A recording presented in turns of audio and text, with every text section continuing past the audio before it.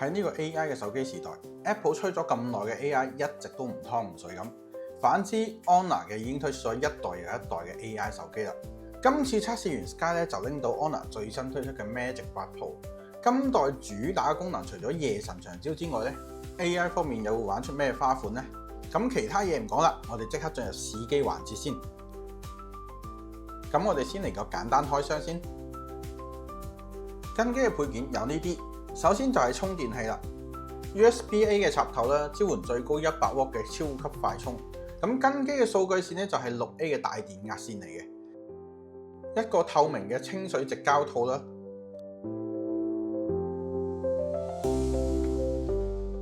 屏幕採用咗 Honor 家族一直傳承嘅4邊微曲設計，呢個設計咧唔會誤觸，同時咧手感亦會更加好嘅。磨砂金屬嘅邊框手感都幾絲滑㗎。咁上下咧都有開孔式嘅喇叭，亦支援雙卡。右邊框除咗有音量鍵啦、開關鍵之外咧，亦加入咗近年流行嘅 AI 多功能鍵。呢個我哋容後再介紹。反過嚟機背啦，機身咧採用咗大 R 角設計啦，亦係近年流行嘅設計。機背咧係磨砂嘅 AG 技術，手感都幾絲滑嘅。微弧嘅收邊設計亦令單手嘅握感咧更加舒適。鏡頭模組就咁睇好似係圓形嘅餅鏡設計，但細心睇其實佢係仍然保留咗 Honor 經典嘅外方內圓，咁只係佢嘅方咧變得更加有弧度，而包圍鏡頭圈亦做咗呢個花紋凹凸嘅裝飾，同時鏡頭組同機身咧亦做咗一個小弧度做過渡嘅。Mon 嘅規格咧我就放咗出嚟㗎啦，有需要嘅可以暫停睇一睇。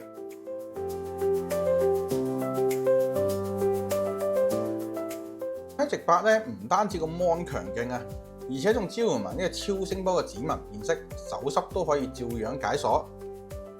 而且前置仲有 3D 景深鏡頭，安全性咧就大增，解鎖亦更加快。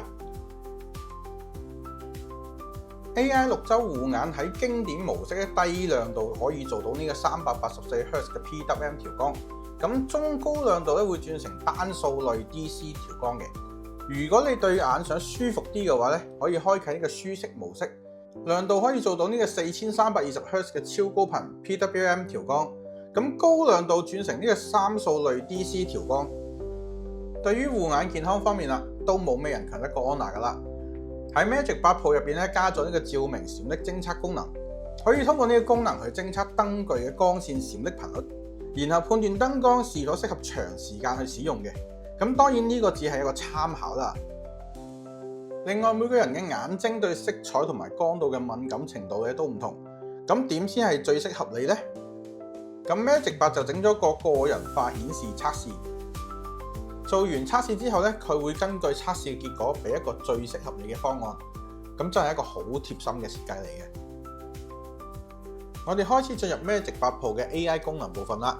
咁首先要講咧就係新增嘅 AI 鍵，除咗預設嘅可以輕按兩下打開相機功能之外咧，其實佢基本上一切都可以自定義。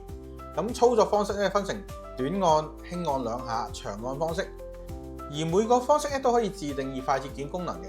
包括相機、AI 色屏、AI 設定智能體、AI 修圖智能體同埋 AI 記憶。講到 AI， 亦係 Magic 8 Pro 嘅重點功能。除咗上代已經同大家耳熟能詳嘅 AI 字幕、AI 翻譯、AI 幫寫等等功能之外咧，今次加入咗 AI 設定智能體、AI 修圖智能體同埋 AI 記憶3大新功能。所以我哋今次主要測試就係呢3個功能。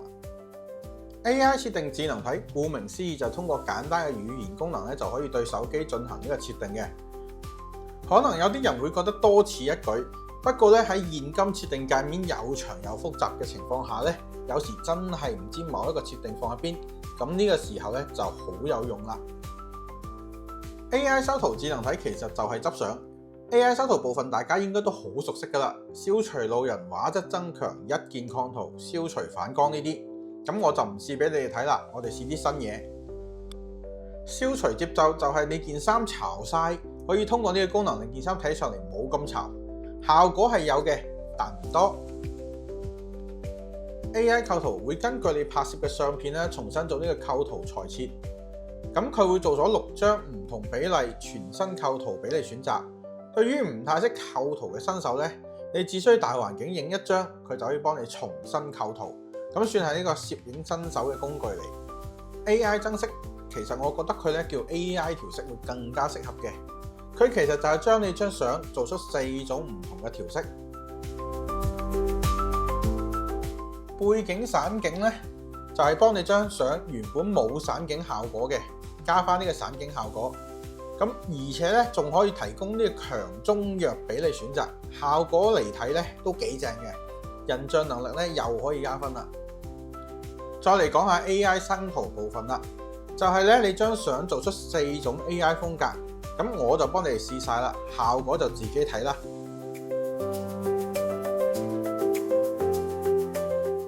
性能方面，Honor Magic 8 Pro 咧用嘅係 Snapdragon 8 Elite Gen 5嘅 SoC。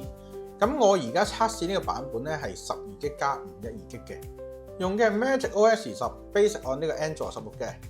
我照舊咧就跑個分先，咁安兔得分咧係380萬分，而 Geekbench 6咧單核係3496分，咁多核咧就9105分。3D Mark 嘅表現咧亦都係超班嘅，不過咧呢個只係均衡模式嘅表現。咁我哋打開呢個性能模式再跑多次先。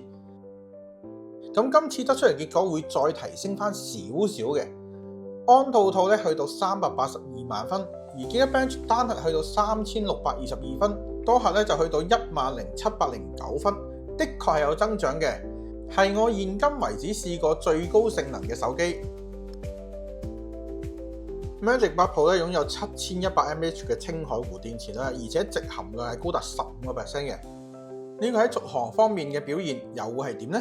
咁我照舊用 PCMark 進行呢個續航測試啦，得出嚟結果係17個小時23分鐘，亦係我現時測嘅8 Elite Gen 5手機中續航能力最強嘅一部。呢個表現咧用足1日應該都冇乜問題嘅。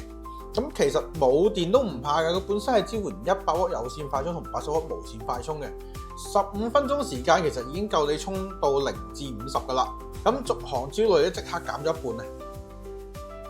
咁今代 Magic 8 Pro 咧主打嘅就超夜神拍攝啦，其中超夜神長焦升級咗用呢個2億像素嘅 CMOS 3.7倍嘅光學變焦起步，咁最強係支援100倍數碼變焦嘅。而長焦鏡頭用嘅係1/1.4寸大 CMOS， 的確係有啲睇頭噶。而 AI 多功能掣咧喺拍攝嘅時候起到一個好重要嘅作用。咁類似 iPhone 咁樣左右推拉就可以 zoom in zoom out 噶，輕輕撳咧就係對焦，用力撳就係快門。不過咧位置咧我就覺得可以再移落少少，咁樣操作咧會更加就手。不過就好奇怪啦，打直部機之後咧個掣得翻咧呢個快門鍵功能嘅啫。至於拍攝效果咧，我哋就即刻去試下先。咁先測試嘅就係日光下嘅各焦段表現啦，由 0.5 倍開始啦。咁 0.5 倍嘅超廣角表現咧，其實都冇咩驚喜嘅，可以話係旗艦機入邊正常嘅水平。咁 2.0 光圈帶嚟咧就更光亮嘅畫面。咁1倍同埋2倍嘅表現咧就好出色啦，大部分嘅影像細節咧都保留得好好噶，亦唔覺得有 AI 嘅介入，而且色彩嘅飽和度同埋還原咧都好好。咁再嚟到就係 3.7 倍正式進入呢個長焦鏡嘅範圍啦，影像細節保留依然出色，不過咧明顯地咧光亮度已經下調咗，可能係收咗光圈嘅關係啦，同埋 CMOS 變咗細咗嘅關係啦。咁整體上其實冇咩問題嘅，咁去到10倍啦，我就發現佢嘅 AI 長焦咧已經可以開啟到，比起上代要去到20倍先可以開啟咧，算係一種進步嚟嘅。咁我哋通過有 AI 長焦同埋原圖嘅對比，佢嘅鋭利度咧係有所提升，本身模糊嘅地方咧，佢亦用呢個 AI 咧修正翻嘅。咁15倍、20倍、30倍、50倍呢啲長焦嘅表現咧，都係非常之令我滿意嘅。當然我亦知道係 AI 嘅功勞，最後要講嘅就係100倍啦。喺過去所有嘅手機入邊咧，即使有 AI 嘅幫助啦，去到100倍其實都係一個爛畫面嚟嘅。咁但 Magic 8 Pro 咧去100倍咧就好有驚喜啦，清晰度高，就算係意想嘅部分咧，都有文有路噶，唔似某啲機咧去到完全虛構嗰種感覺。100倍嘅表現咧，由上代嘅不可用提升到今代完全可食用，進步都係好明顯嘅。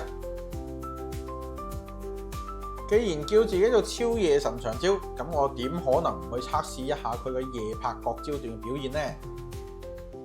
咁我咧一樣係由呢個0.5倍開始測試，咁整體表現咧都好出色嘅，夜拍一直去到100倍咧，好似都係唔錯嘅，理想之中。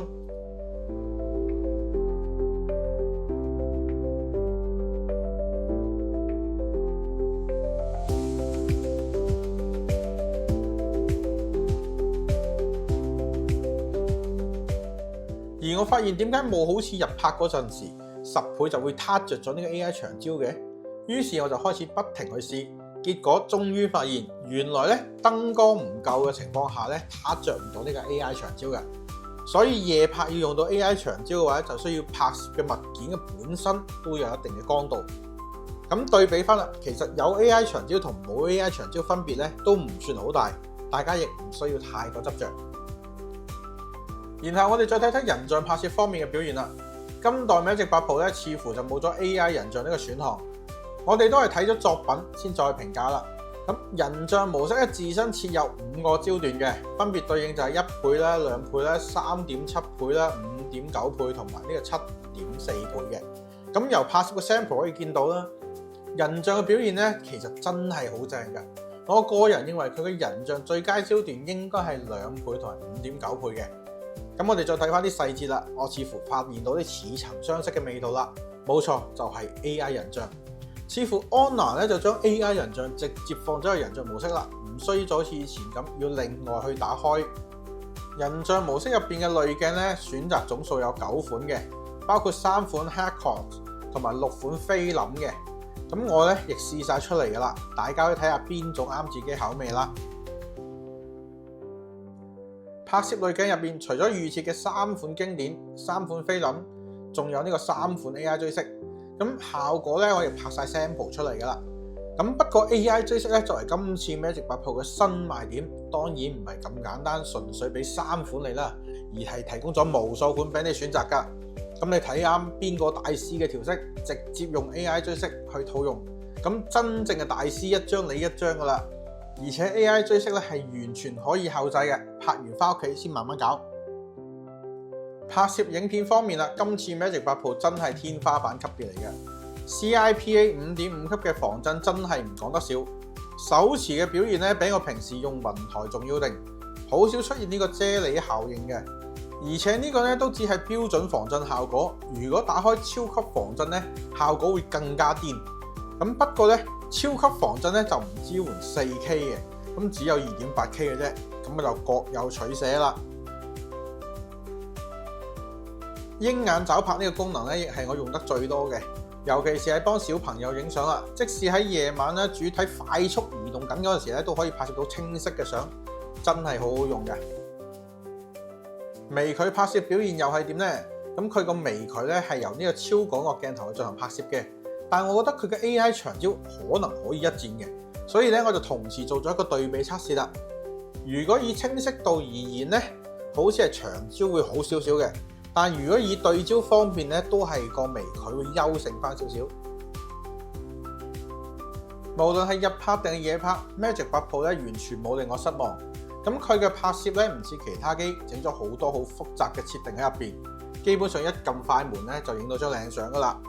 色彩鮮豔得嚟咧，又唔會話好重味精，光度又夠，而且佢嘅防震表現真係天花板級別。夜晚用長焦咧都完全冇壓力，人像咧又有獨特嘅味道，日常使用咧都算係簡單方便。最後總結一下啦 ，Honor Magic 8 Pro 咧係一款 AI 整合、攝影同埋性能都表現出色嘅旗艦手機。咁搭載咗呢個8.2 Gen 5嘅處理器同埋7100 mAh 嘅大電池，提供咗頂級嘅性能同埋出色嘅續航。攝影係佢主要嘅賣點，主打就係超穩夜神長焦，配備2億嘅像素嘅長焦鏡頭啦，支援3.7倍光學變焦同100倍嘅數碼變焦，日拍夜拍表現咧都令人驚喜嘅。咁新增嘅 AI 功能，好似呢個 AI 修圖智能體啦、AI 追色等等，大幅咁簡化咗呢個後製嘅門檻啦，並且提升咗呢個創作嘅彈性。CIPA 5.5級嘅防震更加令影片拍攝咧穩定性大大提升。另外，專屬嘅 AI 按鍵咧，結合咗多項嘅智能功能，令操作更加快捷嘅。咁結合埋頂級嘅護眼 mon， 整體體驗咧就非常之全面啦。無疑係當今市場上極具競爭力嘅旗艦機型之一。咁今次 Honor Magic 8 Pro 嘅 review 咧就喺呢度已經完結㗎啦。如果有咩問題咧，可以留言問我。咁我係你嘅測試員 Sky。